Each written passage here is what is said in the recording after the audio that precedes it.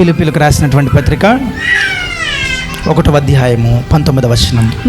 మరియు నేను ఏ విషయములోను సిగ్గుపడక ఎప్పటి వలనే ఇప్పుడును పూర్ణ ధైర్యముతో బోధించుట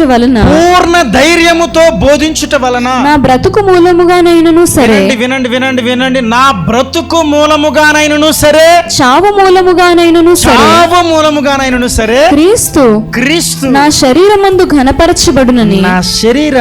ఘనపరచబడునని నేను మిగులు అపేక్షించుచు. ఆయన ఆశ అంటండి అది. హల్లెలూయా. ఏంటంట? నా బ్రతుకు మూలముగానైనను సరే, చావు మూలంగానైనను సరే, క్రీస్తు నా శరీరంలో ఘనపరచబడుతూ ఉన్నాడు. హల్లెలూయా. మన జీవితంలో కూడా ఒకవేళ ఏదన్నా నీ శరీరంలో ఏదైనా ఒక ఇబ్బందికరమైనటువంటి పరిస్థితుల్లో గుండా వెళుతున్నావా, దాని ద్వారా నా దేవుడు ఘనపరచబడాలనుకుంటున్నాడు. హల్లెలూయా. నువ్వు అనుభవిస్తున్నటువంటి శ్రమ ఏదైనాను, అది శరీర బలహీనత అయినను, ఆర్థిక ఇబ్బంది అయినను, మరి అట్టిది ఏదైనాను, ఒకనాడు నా దేవుడు మబ్బును తొలగించినట్లుగా దానిని తొలగిస్తాడు. ఆ విషయంలో దేవుడు ఘనపరచబడాలని దేవునికి ఆశ ఉన్నది.